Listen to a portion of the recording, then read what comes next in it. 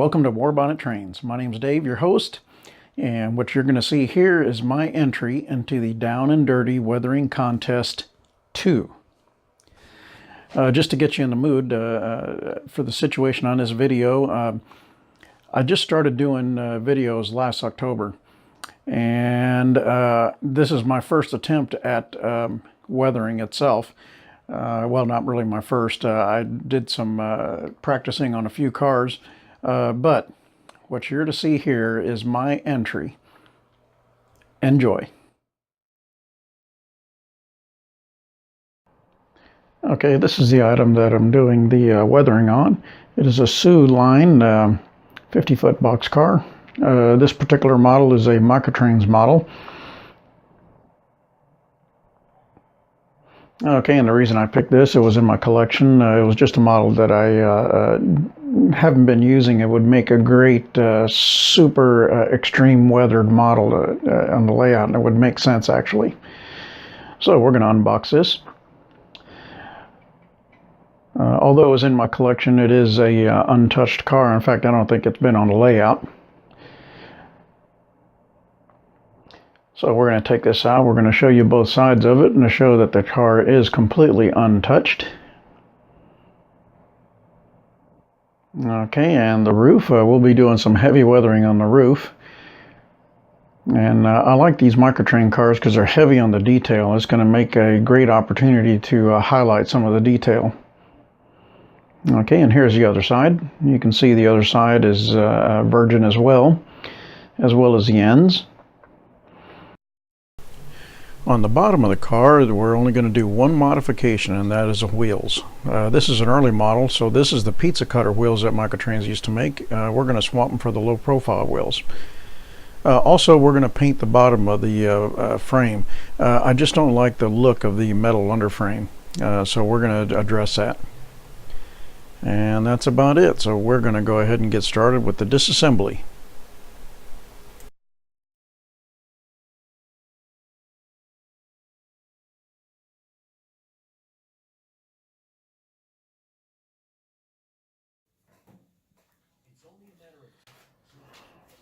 Okay, to start the weathering process, we got to take the car apart. So first thing we're going to do, we're going to remove the trucks. Once we get the trucks removed, we're going to take the floor apart.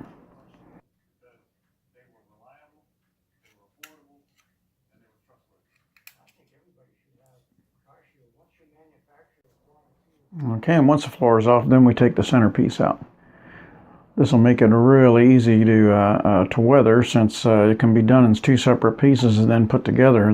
The edge lines will be sharp. Okay, and the floor again is a typical metal that you find in the Microtrain cars, and a lot of detail is molded into that.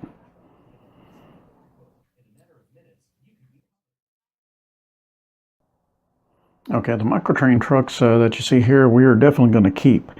The truck part of it has excellent couplers. The trucks are very free rolling. What we are going to do though is we're going to remove the wheel sets. The wheel sets that came with the car, now this is an older release, so this car came with the pizza cutter wheels. I will still use the Microtrain wheels, but I'm going to use their lower profile wheels that they have now. Okay, this is a prototype I'm going to be bottling. I'm more focusing on the weathering itself and not the graffiti. Later on you'll find out why.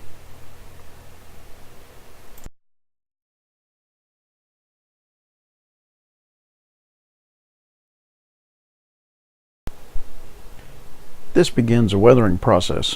What we're doing here is we are going to be thinning the lettering out so it looks like they've been faded and worn through. So how we do this is taking a fine grit sanding stick, and we're lightly rubbing the print until it thins out enough to where you can see through it. We don't want to do this so much that we actually get through the lettering and through the base paint, and the reason why is because if you get through the base paint, you're going to see the color of the plastic through it, and that's not what we want. So be patient with this, go slow.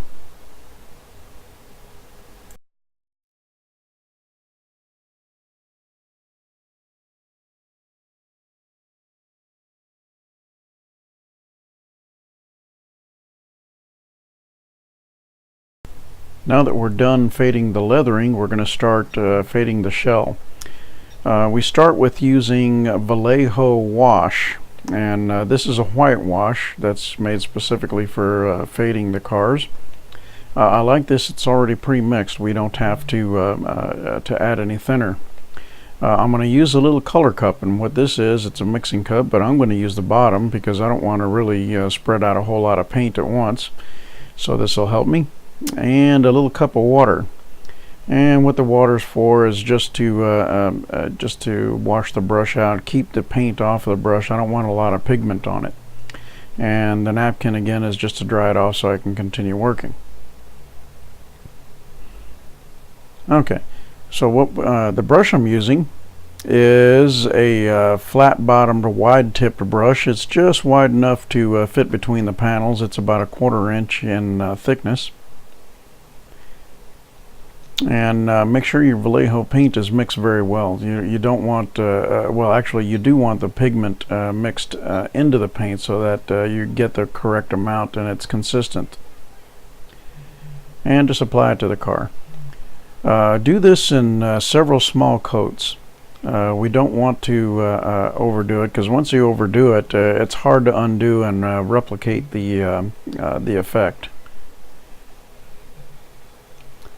So you can see here, this is probably the second coat, and this one here is the third coat, and you can see how when it dries it has a real nice fading effect. I really like this. Once I get it the way I like it, I actually use a hair dryer, and I use the hair dryer to speed the drying process, and this is what it looks like. I think that's faded enough.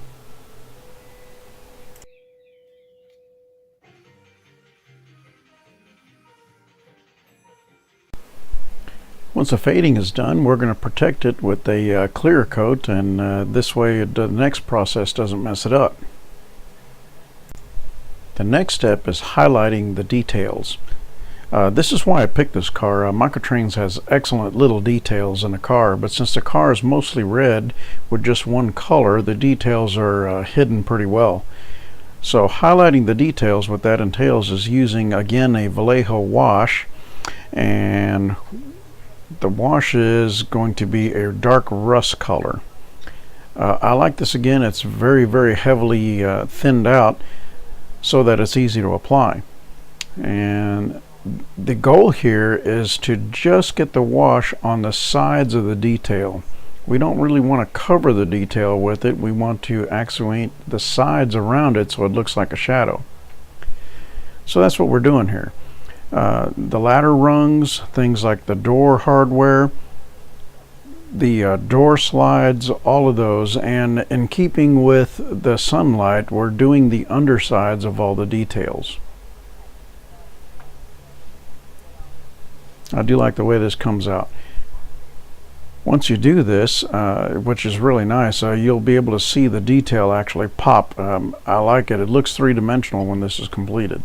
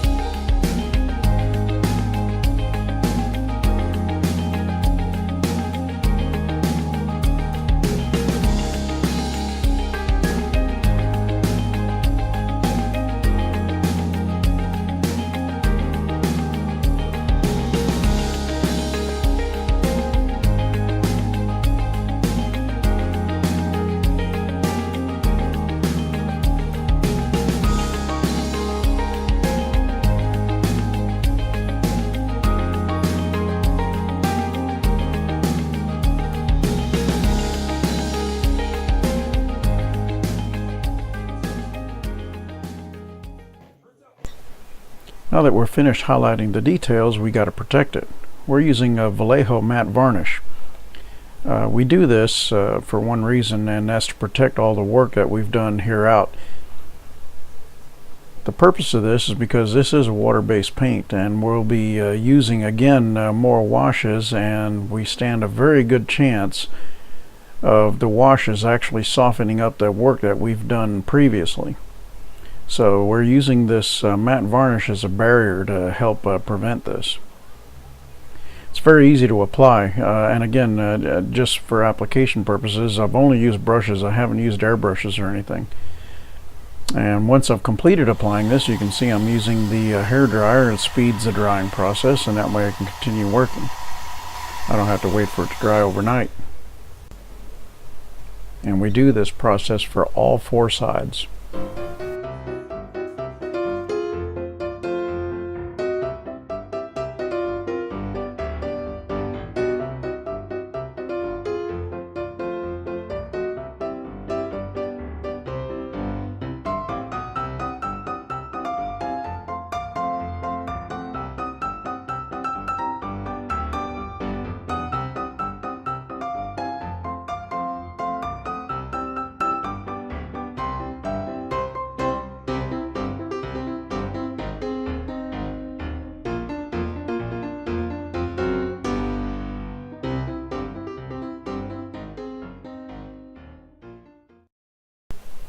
On the roof weathering, it's going to be a little more exciting because we're using two different medias.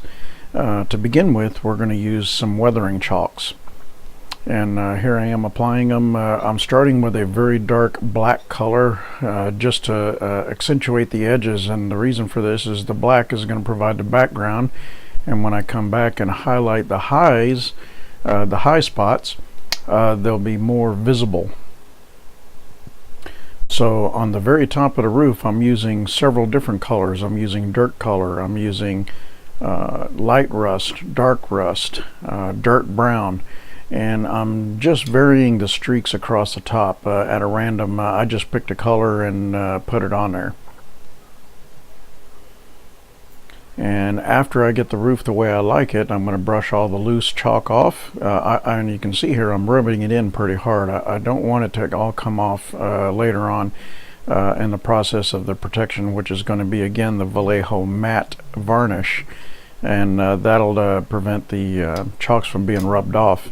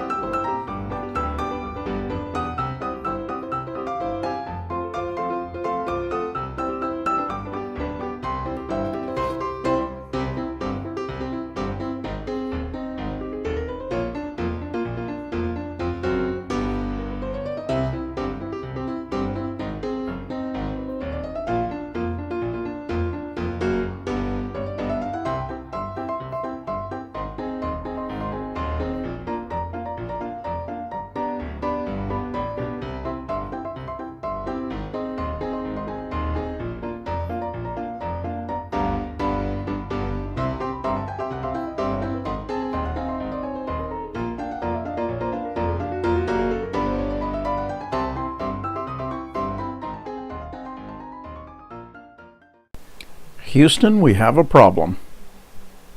In an attempt to apply decals, the decal set actually attacked the paint. So we decided not to go that route. We removed them, and the nice thing about this process is the fact that it's actually repeatable. We cleared off this side of the car in the spot that was affected and decided to start over. So again, we started with a fading. Once we did the fading, we protected it with the varnish. Then we went to the highlighting, and again protected it with the varnish. And then went to finish with the rust spots, and then protected it with the varnish again as well. So we were able to recover very well. Now that we're back on track, we're moving on to the wheels and trucks. The only modification we did is we swapped the wheels.